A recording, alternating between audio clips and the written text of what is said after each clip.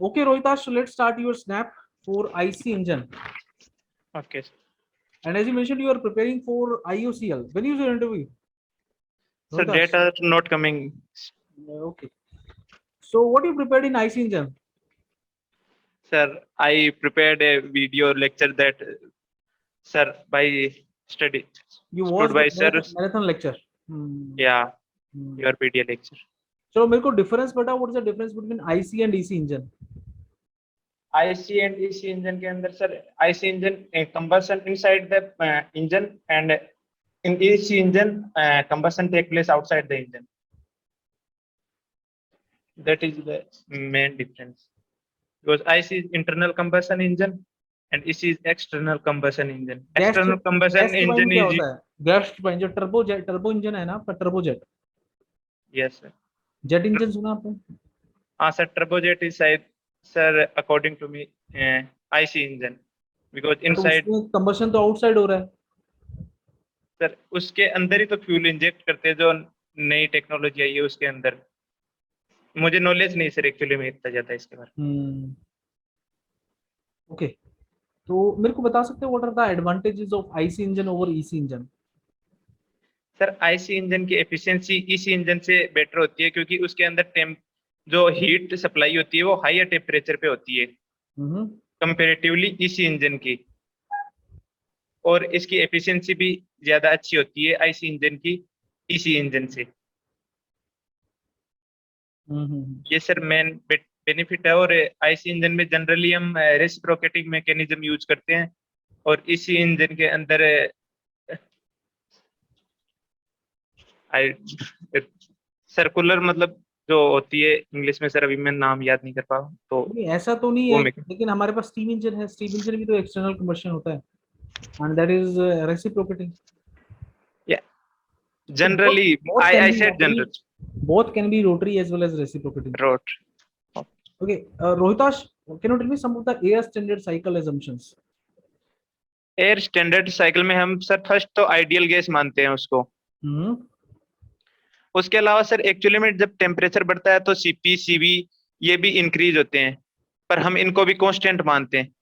जैसे CP increase होता है, सीवी उसे कंपेरेटिवली ज्यादा इंक्रीज होता है, और गामा डिक्रीज होता है, पर हम इन सबको कांस्टेंट ही मानते हैं. इसके अलावा हम जो एक्चुअली में ऑटो साइकिल्स में हम एडियाबेटिक प्रोसेस लेते हैं, पर कंप्लीटली एडियाबेटिक नहीं होते प्रोसेस एक्चुअली में. ये कुछ अजम्पशन है sir. Okay.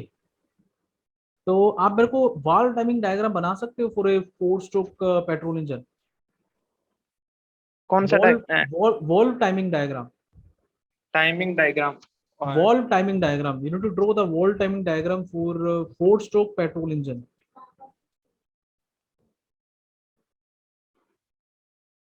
Sir, actually I don't understand, but I try this question.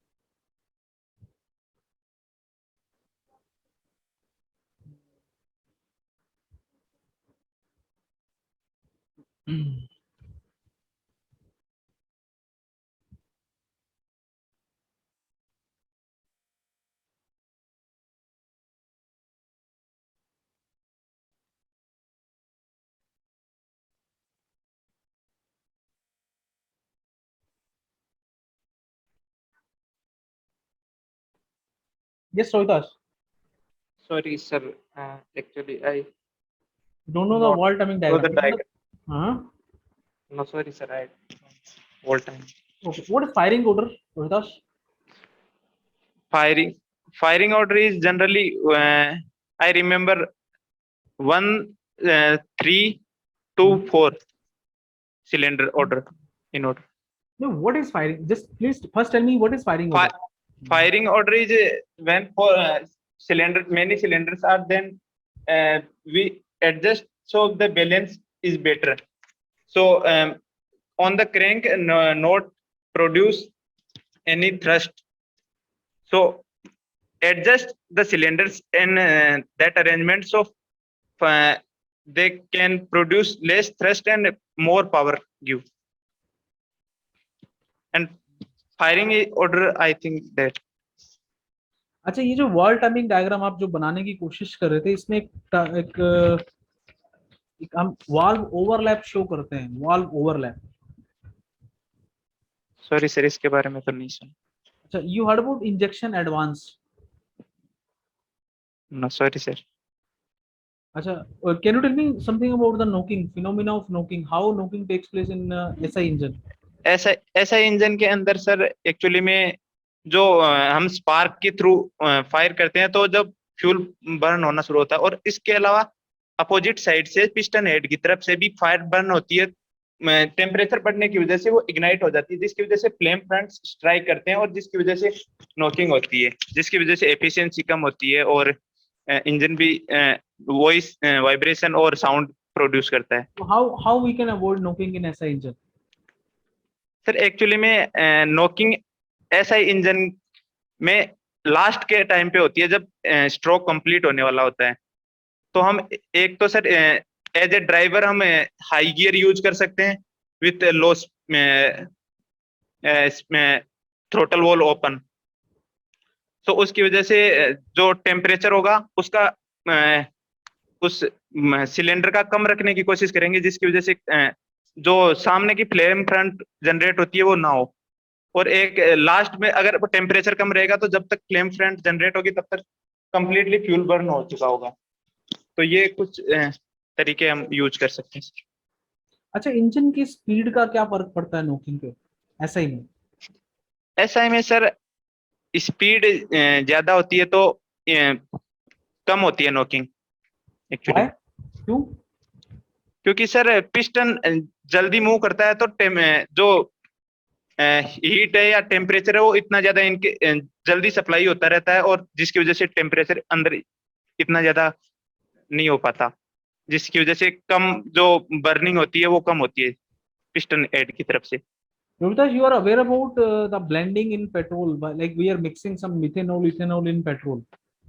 Yes sir अभी आई। गवर्नमेंट ने टारगेट किया है कि 30% तक मिक्स करना हमें नेक्स्ट 1-2 years में। This time we yes achieved 10% mixing.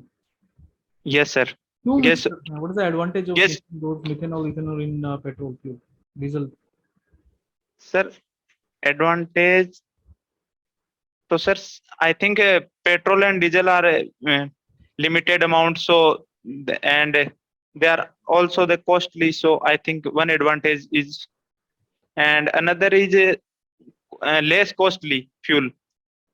If we mix more, then price of the fuel is less, hmm. and another I think environmental friendly more than petrol and diesel. What do you understand by anti knocking index, Yovitas? Sorry sir, I don't. Octane number पढ़ा आपने? Octane number Yes sir, octane number पढ़ा।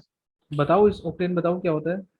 Sir octane number हम generally ऐसा engine के लिए define करते हैं, हम्म। और ऑक्टेन नंबर होता है जो C8 और H18 को हम जो आइसो ऑक्टेन होता है उसको हम 100% नंबर देते हैं कि ये फ्यूल हमारे लिए 100% सही है। और जो N-हेप्टेन होता है उसको हम 0 नंबर देते हैं कि ये ऐसा इंजन के लिए बिल्कुल भी सही नहीं है। तो अगर हम किसी भी फ्यूल की रेटिंग करते हैं ऑक्टेन नंबर, तो इन दोनों के मिक्स को उस फ्यूल की नोकिंग के बराबर चेक करते हैं, जिसकी वजह से जिसके बराबर आती है उसी उतने percentage of an iso octane का जितना परसेंटेज होता है उसमें, उसको हम ऑक्टेन नंबर बोलते हैं। आपने प्रीमियम फ्यूल सुना है? Extra mile, extra premium fuels? Sir सुना है, पर आई थिंक इनमें ऑक्टेन नंबर ज्यादा होते हैं। कितना ज्यादा होता है? सर इतना तो नहीं पता सर। मतलब 80, 90, 50, 100 कितना होता है? नहीं, 100 से ज्यादा होता है आई थिंक 100 से भी प्रीमियम। ज्यादा? Hmm. Okay, so what is turbo charging, Rohidas? Sir turbo charging में हम एक टरबाइन लगाते हैं एग्जॉस्ट वॉल के आउटसाइड में, हम्म। और उससे जो पावर मिलती है उससे हम एयर को कंप्रेस करते हैं, जो इनलेट वॉल की सक्शन की साइड आती है। हम्म। तो सर इसी को टर्बो चार्जिंग कहते हैं, इससे ताकि हमें मोर एनर्जी मिल सके। तो सुपर चार्जिंग करने से, अगर हम सुपर चार्जिंग टर्बो चार्जिंग कर रहे हैं इन केस ऑफ पेट्रोल इंजन, तो वहां यस पे सर। नोकिंग क्या फर्क पड़ता है? नोकिंग बढ़ता है घटता है? सर नॉकिंग घटता है। इन case of petrol engine? Yes sir. ऐसा क्यों? सर आई थिंक एयर की फ्लो बढ़ता है जिसकी वजह से टेम नो फ्यूल और उसका मिक्सचर भी अच्छा होता है और वो जल्दी से बाईपास हो पाता है आई थिंक बट मोर हम रेपिडली। पेट्रोल इंजन में सुपर चार्जिंग करते तो नहीं है, generally we go for turbocharging, supercharging in case of diesel engine only. Yes sir. तो फिर सर ऐसा क्यों? High heel I think sir I wrong explanation give it is diesel engine that is used for, hmm, and in a petrol engine it is used for the hills high means it increase the knocking, and that's why normally we do not use on the heights like mountains and hills where hmm, we can use engine. Hmm, okay. तो मेरे को आप बता सकते हो what is calorific value, Rohitash, what is calorific value of a fuel? Sir, calorific value of is given for the fuel. So when we burn fuel in the air, uh, per kg fuel how much energy give? कितना होता है? How much is the calorific value of petrol? Sorry sir, I do not. Any rough idea? Sorry sir. What is equivalence ratio? Sir, equivalence ratio is when we burn a fuel on inside the then air and a fuel ratio. मतलब fuel air ratio of actual upon stoichiometric ratio is called equivalence ratio. अच्छा, तो equivalence ratio मेरे को बता सकते हो how much will be the equivalence ratio required for maximum power? Maximum power. Make I think generally we use 9:1 for the petrol. Rich mixture use, and for the balance condition 16:1 we use. नहीं, तो equivalence ratio कितना होगा maximum power के लिए? 9:1 I think. Equivalence ratio 9:1? Yes. तो 9:1 तो आप Equivalence ratio hmm, I think 9:1. Equal. 9:1 तो आपका एयर फ्यूल रेशियो है ना, और वो भी हाँ गलत बता रहे हो। एक्चुअल में वो कितना होता है? वो 12.5 13 के आसपास होता है, 13 रेशियो में, स्लाइट रीच होता है। 9:1 तो आपको आइडलिंग में चाहिए होता है, आइडलिंग में। And that 13:1, 9:1, that is only air fuel ratio. That is not equivalence ratio. That is air fuel ratio. sorry sir. 9 Yeah. part air, 1 part fuel. That is air fuel ratio ना, equivalence ratio तो वो नहीं होता। Yes. Equivalence ratio में आए लिखते हैं हम उसको ratio, but that will come out in number actually. 1, 1.1, 1.2, 0.9, 0.8, something like that. Okay, मैं आपसे लास्ट क्वेश्चन है मेरा आपको आपसे, can you tell me something about pressurized lubrication system? Pressurized sorry sir इसके बारे में। कि आपने सीआरडीआई सिस्टम सुना है रोहिताश? सीआरडीआई गाड़ियों पे लिखा मिला होगा, आपने बैक में देखा होगा। नहीं सर इसके बारे में। ठीक है। अच्छा, डिस्टिलेशन कैसे करते हैं हम? How we separate actually petrol diesel from crude oil? Any basic idea about that Rohitash? No sir. चलो, मेरा लास्ट क्वेश्चन मैं पूछ रहा हूँ आपसे, एनर्जी डेंसिटी क्या होता है? What is energy density? Energy density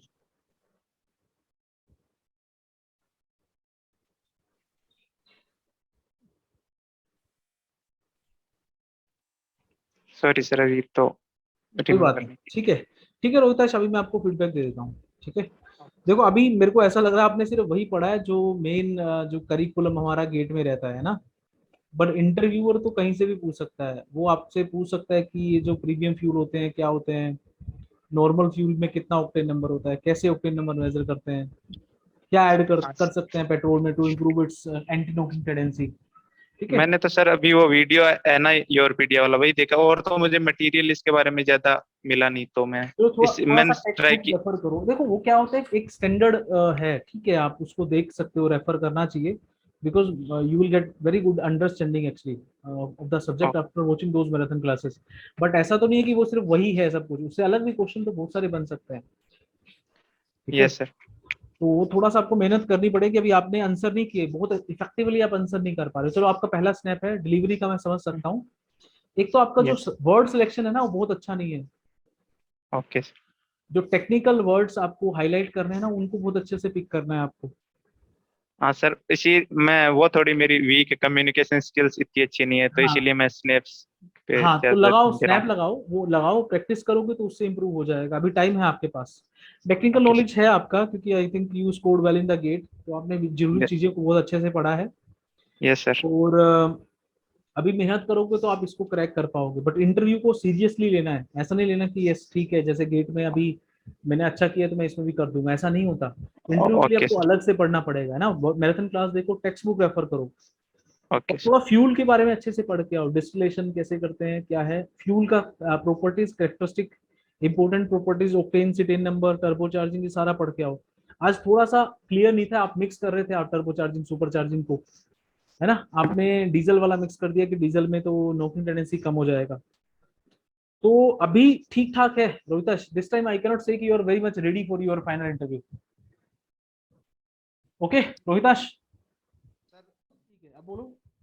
sir मैं ये पूछ रहा था, जैसे मेरी रैंक है 405 गेट में, हम्म, तो सर मुझे अभी दोबारा गेट के लिए तैयारी शुरू करनी चाहिए या इंटरव्यू पे ज्यादा फोकस रखना चाहिए? देखो अभी तो फोकस करो इंटरव्यू पे, इंटरव्यू पे फोकस करोगे तो you will get the more conceptual understanding of the subject. तो गेट में आपने 400 लिया, तो दोबारा से अगर आप नेक्स्ट महीना, एक डेढ़ महीने बाद भी भिड़ जाओगे, then also you will get sufficient time to score, prepare well for the GATE. तो अभी प्रायोरिटी वन आपका ओके। इंटरव्यूज होने चाहिए, जहां जहां से भी कॉल आ रहा है अभी प्रायोरिटी वन पे रख के उनको क्रैक करने की कोशिश करो रोहिताश। ओके बहुत सर। बार रैंक थैंक मैटर नहीं करता, आपको पता है इंटरव्यू भी आपका डिसिसिव राउंड की तरह होता है, और आप अगर आप उसमें अच्छा स्कोर कर रहे हो you will get the selection, ठीक है। तो अभी भिड़ जाओ ओके सर। इंटरव्यू प्रिपरेशन पे एक डेढ़ महीना नेक्स्ट, उसके बाद फिर देखना फिर क्या रहता है, ठीक है। ओके।